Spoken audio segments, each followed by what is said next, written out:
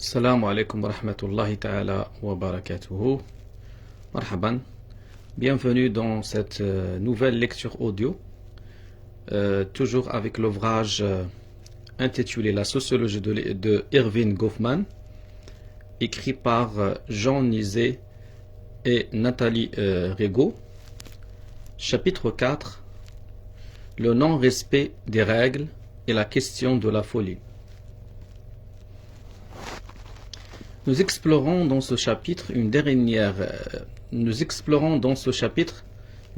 règle, mais en avant par Goffman, celle qui nous enjoint de présenter une apparence normale. Cette règle nous introduira à l'un des thèmes centraux de l'œuvre, le thème de la folie. Section: présenter une apparence normale. Si certains individus ne respectent plus les règles, risquant de se faire considérer comme malades mentaux. Certaines institutions, les institutions totales, érigent des conditions de vie telles qu'elles rendent impossible le respect de ces mêmes règles par les personnes qui y séjournent. Section: les institutions totales.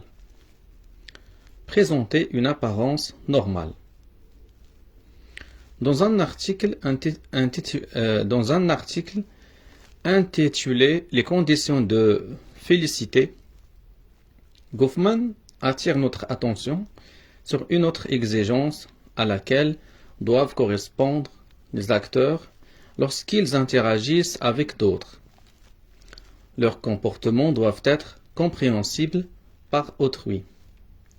En effet, chaque fois que nous entrons en contact avec autrui, que ce soit par la poste, au téléphone, en lui parlant en face à face, voire en vertu de la simple co-présence, nous nous trouvons avec une obligation cruciale: rendre notre comportement compréhensible et pertinent compte tenu des événements, tels que l'autre va sûrement les percevoir. Quoi qu'il en soit, par ailleurs, nos actes doivent prendre en compte l'esprit d'autrui, c'est-à-dire sa capacité à lire dans nos mots, dans nos gestes, les signes de nos sentiments, de nos pensées et de nos intentions. Il peut certes arriver, remarque Goffman, que nous soyons amenés à adopter des comportements qui, pendant un court laps de temps, risquent d'apparaître opaques aux yeux des autres. Nous nous empressons alors d'ajouter des indications qui permettent de mieux les comprendre. Dans son œuvre, Goffman va développer cette règle de la lisibilité des comportements avec deux inflexions différentes. Dans certains textes, il montre que la lisibilité des comportements évite que l'acteur ne soit considéré comme un malade mental. Dans d'autres textes, la lisibilité évite que l'acteur ne soit perçu comme dangereux. Manifester sa santé mentale. Dans l'article La condition de félicité, dont il vient d'être question, l'auteur montre comment cette règle s'applique lorsque nous avons des échanges verbaux avec d'autres. Dans ces circonstances, nous sommes obligés de manifester notre santé mentale, que ce soit par la gestion de nos propres paroles ou par les preuves que nous donnons de notre compréhension de celle d'autrui. Goffman précise toutefois que cette condition s'applique également lorsque les personnes n'ont pas d'échange verbal, ce que montrent bien les deux exemples de l'encadré ci-après. La règle qui consiste à rendre son comportement compréhensible peut donc être considérée comme valable pour toutes les situations d'interaction, au même titre d'ailleurs que la double règle du respect de la face, décrite plus haut, chapitre 3. En effet, la meilleure manière de rendre l'interprétation de son comportement aisée pour autrui, c'est de respecter les règles, devenant ainsi prévisible pour les autres. De même que respecter les règles d'interaction est le meilleur moyen pour respecter la face d'autrui et la sienne propre.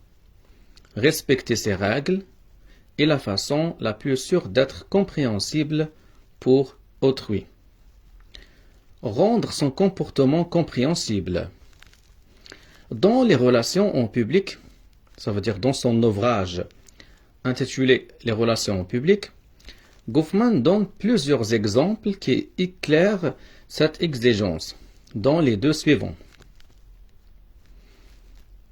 Ainsi, une personne qui attend l'autobus au bord du trottoir se penche pour observer attentivement le coin de la rue, apparemment pour s'assurer de l'arrivée de l'autobus.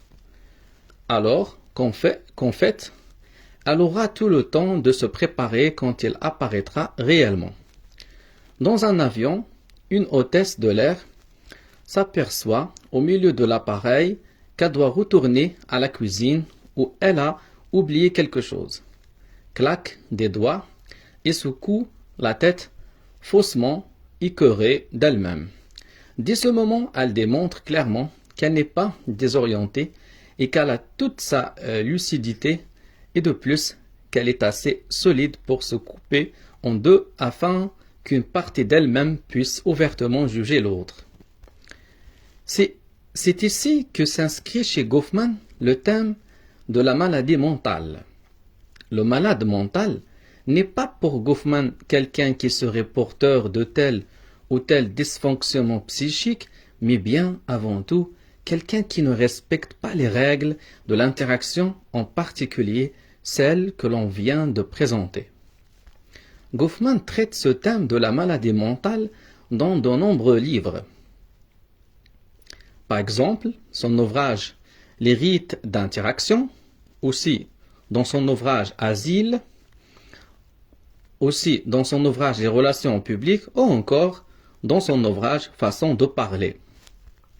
Et l'on saisit pourquoi la figure du malade mental est véritablement centrale dans son œuvre.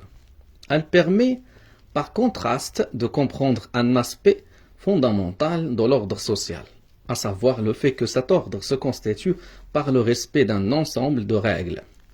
Ainsi, toujours dans La folie dans la place, Goffman pourra écrire « Les symptômes dits mentaux sont faits de la substance même de l'obligation sociale. » On comprend alors que donner à autrui les apparences de la santé mentale soit une condition de félicité.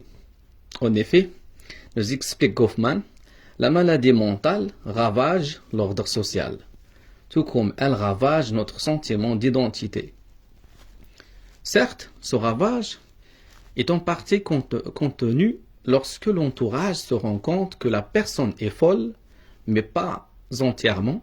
Le trouble perdure après qu'a été porté le diagnostic de maladie mentale. La maladie mentale, comme non-respect des règles, l'exemple des lieux publics. Dans l'article La folie dans la place, Goffman montre comment est considéré comme malade mental celui qui choisit délibérément de ne pas respecter les règles de l'interaction, en particulier dans les lieux publics. L'un des lieux géométriques les plus importants des symptômes mentaux est constitué par les lieux publics et semi-publics. Rues, magasins, quartiers, transports publics, etc. Là, s'étend un fin réseau d'obligations qui assurent l'ordre de la circulation et du mêlement, ainsi des participants, les modalités de la territorialité personnelle et sont délinées et le respect des limites sert de moyen clé pour ordonner la présence mutuelle. De nombreux symptômes psychotiques se traduisent classiquement par des violations précises et délibérées de ces accords territoriaux. Ce sont des empiétements quand, par exemple, une malade mentale, dans un supermarché, fuit sans raison dans le chariot d'une cliente, ou passe derrière le comptoir pour voir ce qui s'y trouve, ou dépasse ouvertement quelqu'un dans la queue, ou se mêle à une conversation ou adresse une remarque en passant à l'encontre des règles. Ce sont des autocontaminations faites d'exhibitions ou de souillures, quand par exemple un malade se dénude en public, ou se laisse trop facilement adresser la parole, ou fait tout haut des aveux scandaleux, ou se barbouille d'aliments à demi mangés, ou joue ouvertement avec sa morve, ou s'introduit des objets sales dans la bouche. Manifester son caractère inoffensif. Dans le chapitre Les apparences normales de l'ouvrage Les relations en public apparaît une seconde inflexion dans la formulation de cette règle de la lisibilité des comportements. Le repoussoir par rapport auquel se définit la normalité n'est plus ici la maladie mentale, mais bien l'agression, tant sur les biens que sur les personnes. En effet, si nos actes et nos intentions ne sont pas compris par d'autres, cela peut susciter chez eux le sentiment qu'un danger apparaît dans leur environnement et les mettre dans un état où ils vont vouloir faire face à ce danger. Quelques critiques du point de vue goffmanien sur la maladie mentale. La manière dont Goffman appréhende la maladie mentale a suscité, on s'en doute, un nombre important de critiques, en particulier venant des médecins et des spécialistes du champ de la santé mentale. Par exemple, Siegler et Osmond, aussi Sedgwick, on en retiendra essentiellement trois. La première critique, en réduisant la maladie mentale au non-respect des règles, Goffman adopte un point de vue qui prétend tout expliquer par le social. Autrement dit, il fait preuve de sociologisme. Or, toute la diversité des symptômes ne peut être prise en compte par ce point de vue.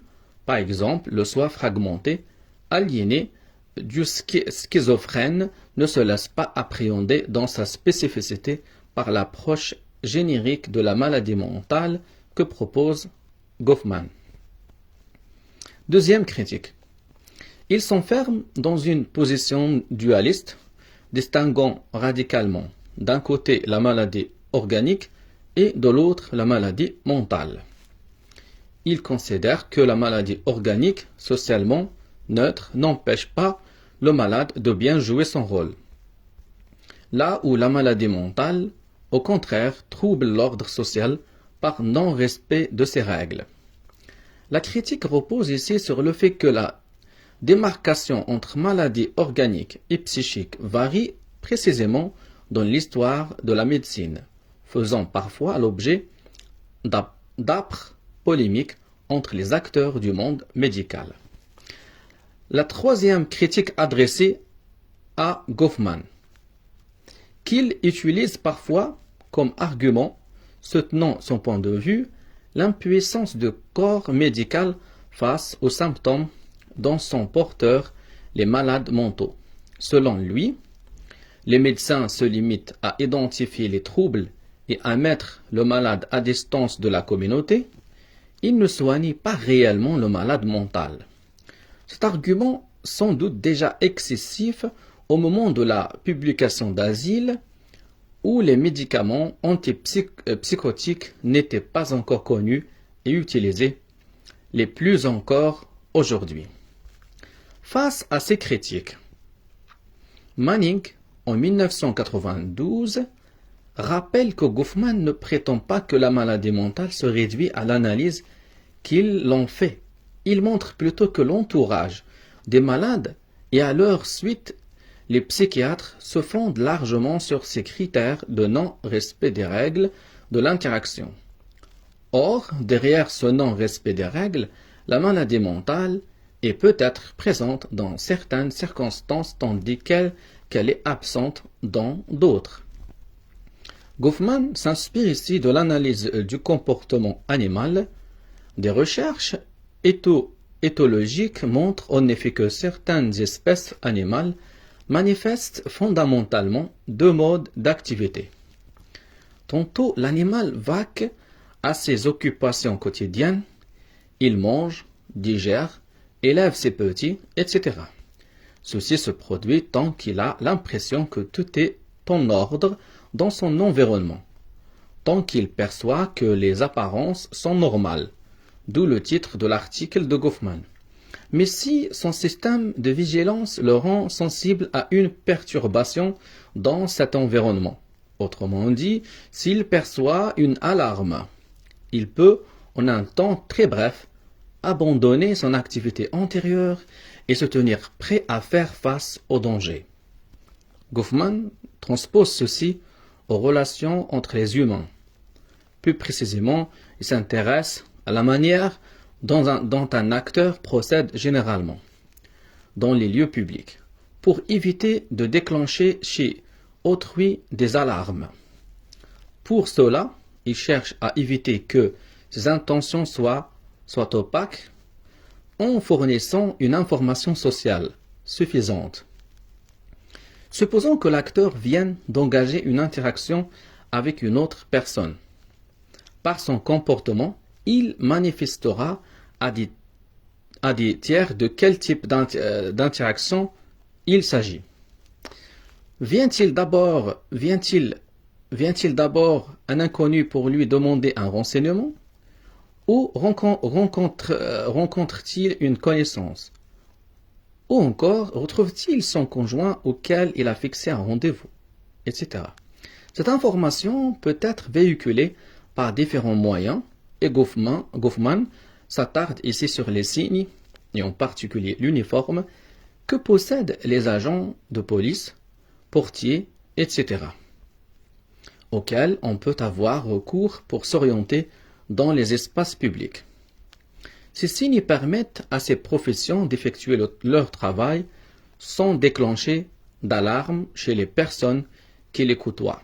Goffman montre ensuite que ces mêmes signes peuvent être utilisés frauduleusement par des personnes qui effectuent de véritables agressions, qu'elles parviennent ainsi à faire apparaître comme étant des actions inoffensives. Il cite l'exemple de ce bandit qui, muni d'un costume et d'une moto d'un agent de police, arrête un fourgon de transport de fonds, signale à ses occupants que la police vient d'être informée qu'une charge de dynamite a été posée dans le véhicule, leur demande de s'écarter du véhicule et s'éloigne ensuite avec le butin. En résumé, le bon interactant est pour Goffman celui dont les comportements sont compréhensibles et qui manifeste ainsi aux yeux d'autrui qu'il est sain d'esprit, mais aussi qu'il est une personne mue par de bonnes intentions, dont il n'y a pas lieu de se méfier. Autrement dit, il veille à ne pas inquiéter autrui en lui permettant d'accéder au sens de ses actes, un sens suffisamment proche de la norme sociale pour ne pas amener l'autre à se retirer de l'interaction. La clarté de nos actes permet donc que se développent des interactions entre des inconnus qui sont une des composantes de la vie en société. La métaphore des rites entre Durkheim et l'éthologie. Comme nous l'indiquions plus haut, chapitre 3, section les échanges réparateurs, l'analyse des interactions à partir des notions de règles et de rites suivies dans ce chapitre s'inscrit dans la tradition durkheimienne. Mais nous avons aussi noté une autre source d'inspiration de Goffman lorsqu'il analyse les rites. L'étude du comportement animal, l'éthologie, section présenter une apparence normale. Le thème des alarmes, c'est essentiellement dans les relations en public, ça veut dire dans son ouvrage intitulé Les relations en public, que Goffman élabore cette référence à l'éthologie. Il y plaidera également pour une intégration de ces deux approches traditionnellement étrangères l'une à l'autre. Par ailleurs, que l'on pense le rite en lien à la référence durkheimienne ou en rapport avec l'éthologie, on retrouve également les coups de l'analogie théâtrale, chapitre 3. D'abord dans le fait que, comme le jeu de l'acteur, le rite est un moyen d'expression, un code par lequel communiquer, montrer, mettre en scène, ensuite par le fait que s'il y a rite ou cérémonie, l'essentiel sera dans le respect des formes, des apparences, avec tout le jeu, voire la manipulation que cela permet. Les institutions totales. En 1961, pour la traduction, 1968 pour la traduction en langue française, Goffman publie Asile, un ouvrage intitulé Asile, qui a comme sous-titre Études sur la condition sociale des malades mentaux et autres reclus. L'ouvrage se situe à un niveau que Goffman explorera peu dans son œuvre, celui de l'analyse des organisations qu'on peut appeler également le niveau mésosociologique. Ce qui l'intéresse ici, c'est la façon dont un type particulier d'institution. Ce qui l'intéresse ici, c'est la façon dont un type particulier d'institution, l'institution totale, produit les identités de ceux qu'il va appeler les reclus. Ce concept forgé par Goffman pour rendre compte de la réalité de l'hôpital psychiatrique Sainte-Élisabeth, banlieue de Washington, qu'il a observé pendant 2 ans entre 1955 et 1956, est loin de se réduire à ce contexte particulier. Les caractéristiques des institutions totales.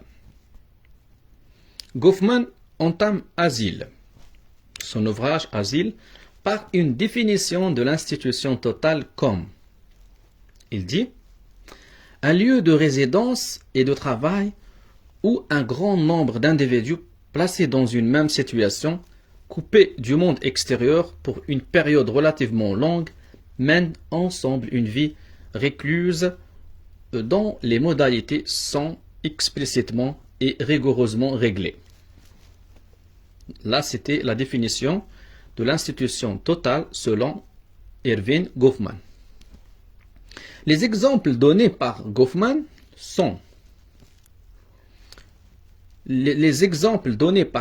sont outre l'hôpital psychiatrique, les organisations qui prennent en charge des personnes inoffensives et incapables de prendre soin d'elles-mêmes, institutions d'hébergement pour handicapés, orphelins, vieillards, etc. Les lieux d'enfermement de personnes considérées comme étant une menace pour la collectivité, prisons, camps de concentration, les institutions créées pour mener à bien une tâche, casernes, navires, internats, et enfin les établissements religieux proposant une retraite hors du monde, couvents, abbayes, etc. 4 éléments sont essentiels à la définition de l'institution totale. Le premier élément, la coupure du monde extérieur qui se matérialise généralement par des obstacles matériels aux entrées et sorties tels que hauts murs, portes, verrouillées, étendues d'eau, landes et forêts. Cela est le premier élément de la définition de l'institution totale. Deuxième élément, tous les besoins et donc toutes les activités auxquelles s'adonnent les reclus sont pris en charge par l'institution dans un même lieu, sous une même autorité, dans une promiscuité avec le même groupe. Ceci constitue une différence essentielle avec la vie hors institution, dans laquelle l'individu occupe une multitude de rôles, avec pour chacun d'eux des publics différents. Troisième élément essentiel pour définir l'institution totale est l'institution totale adopte un mode de fonctionnement bureaucratique, impliquant des règles et une surveillance régulière par le personnel administratif. Quatrième élément essentiel pour définir l'institution totale. Et le dernier élément est les contacts entre les reclus et les surveillants sont limités, ce qui contribue à produire dans chaque groupe une image stéréotypée et hostile de l'autre groupe. La destruction de l'identité des reclus. L'intérêt de Goffman pour les institutions totales consiste essentiellement à comprendre comment elles détruisent l'identité des reclus. Il s'intéresse ici aux différentes étapes qui ponctuent ce qu'il appelle la carrière morale du reclus: accueil, admission, intégration, etc. Il considère à ce propos que le nouvel arrivant entre à l'établissement avec une représentation de lui-même qui lui est procurée par certaines dispositions permanentes de son environnement domestique.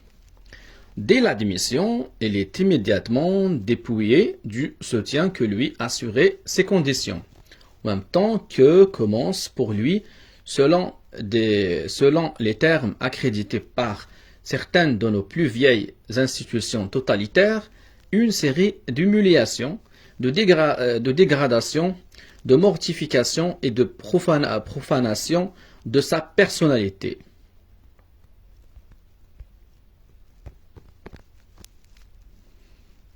Goffman développe ensuite longuement les différents procédés de mortification du moi, allant de l'isolement d'avec le monde extérieur à la perte d'autonomie. Par exemple, les adultes reclus doivent demander une autorisation pour téléphoner, en passant par la dépersonnalisation, entre autres par le port de vêtements standardisés, et la perte de contrôle sur les territoires du moi, qu'il s'agisse d'informations personnelles inscrites dans un dossier ou de l'impossibilité de maintenir une distance suffisante avec les autres reclus, ou même dans certains cas d'un gavage forcé. Ces différents procédés illustrent la manière dont l'institution totale prive les reclus de tous les moyens pour lesquels, en temps normal, se constitue la valeur du moi. Goffman parlera des fondements cérémoniels du moi pour désigner ces moyens indispensables à l'affirmation de soi et des autres comme humains respectables.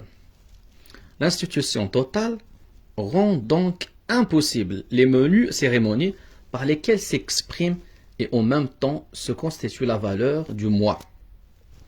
Notons encore que cette analyse de l'hôpital psychiatrique doit être mise en rapport avec celle de la maladie mentale, section présenter une apparence normale.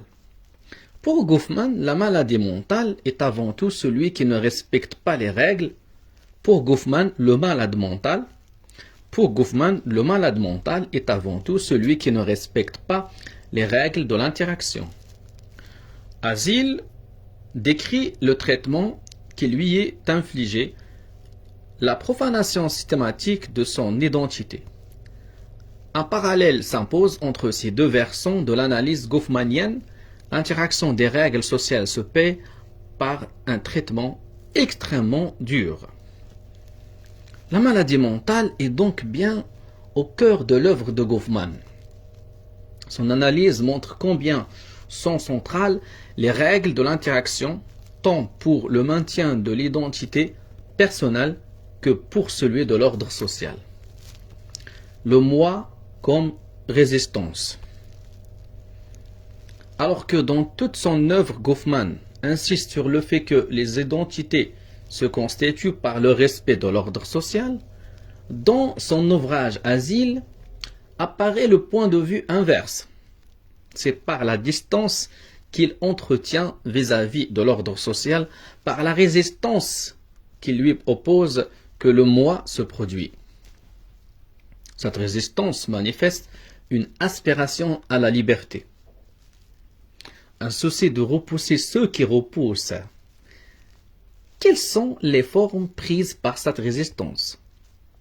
Goffman les regroupe sous le concept d'adaptation secondaire.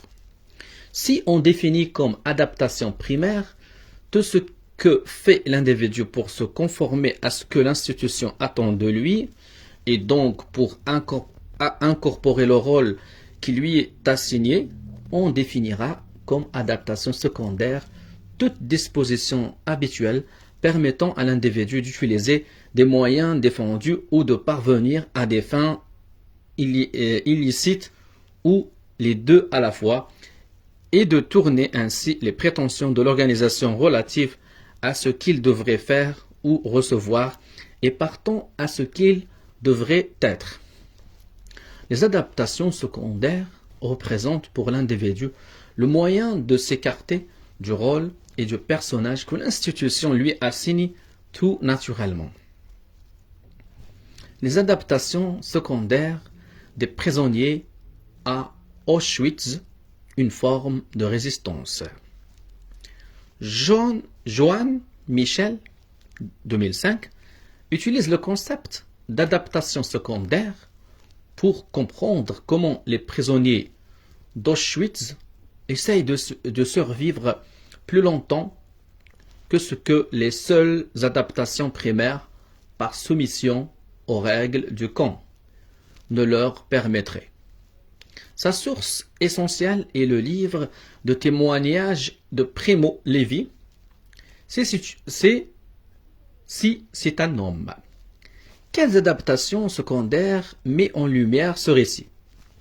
Les prisonniers rusent pour se constituer un capital pain durant la journée afin de reprendre des forces après le travail. Ils utilisent des expédients pour fabriquer des objets facilitant la survie, tels des chaussettes à partir de morceaux de chemise découpés habilement au moment du changement de linge ou des cuillères fabriquées à partir de tôle. Ces exploitations du système, si elles se font au détriment de celui-ci et peuvent aller jusqu'au sabotage, ne sont possibles souvent qu'en flouant les prisonniers les plus faibles.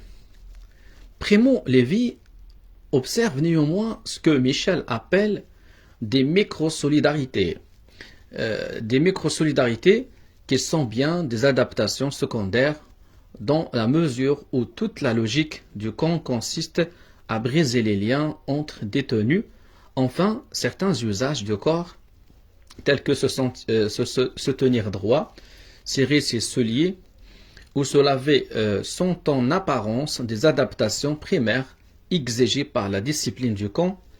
Investis du sens de la préservation de la dignité, ils peuvent devenir de réelles adaptations secondaires.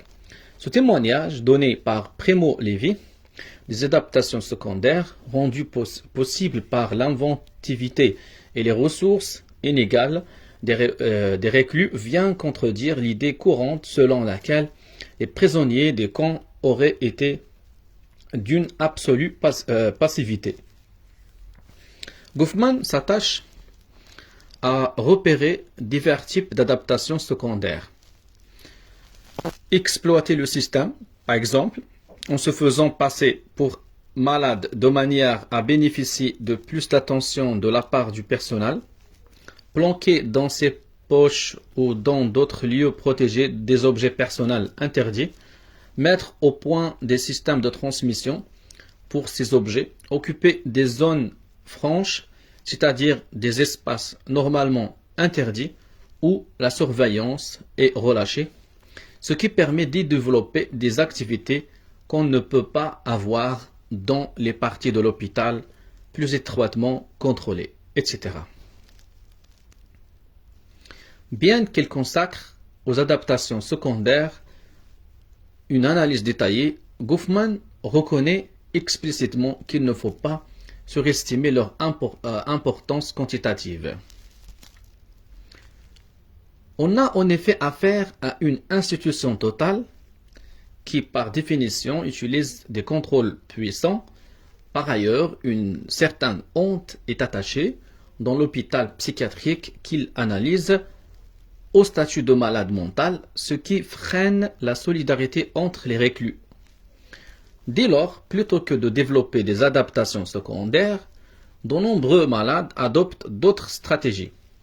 Parmi celles-ci, le repli sur soi, ou la conversion au rôle du parfait reclus, ou encore la stratégie du relâchement moral.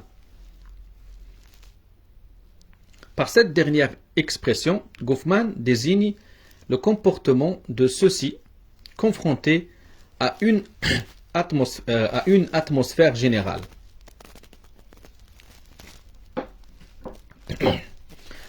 Par cette dernière expression, Goffman désigne le comportement de ceux qui, confrontés à une atmosphère générale de déshumanisation et ayant subi de nombreux changements de quartier, en viennent à considérer que l'image que les autres ont d'eux-mêmes est inconsistante, labile et qu'en définitive, ils peuvent vivre sans préoccuper. Dans ce qui apparaîtrait normalement comme des conduites autodestructrices, ces malades en viennent par exemple à multiplier les aventures sentimentales ou à insulter tant les malades que le personnel, de même ailleurs qu'ils peuvent accepter l'insulte dans l'indifférence. La postérité d'Asile. Selon Greg Smith, 2006, Asile est l'ouvrage de Goffman le plus cité tant dans les milieux académiques que professionnels. D'où vient son succès? Dans les années qui ont suivi sa parution, cet ouvrage a inspiré les politiques publiques de désinstitutionnalisation des malades mentaux, même s'il ne contenait aucune recommandation visant à améliorer la condition de ceux-ci. Il s'inscrit dans la mouvance plus large de l'antipsychiatrie, comme en témoignent les publications ayant célébré le 50e anniversaire de sa parution, par exemple Mac Swibin ou Adlam. Cet ouvrage intéresse encore aujourd'hui, bien plus que ne le ferait un simple témoin d'un moment de l'histoire de la psychiatrie. Il interroge la portée des tyrannies organisationnelles, quel que soit leur ancrage. Voilà, donc je viens de terminer la lecture de ce chapitre 4. Dans la séance prochaine, je vais lire le chapitre 5 sur les cadres de l'expérience. Salam alaikum.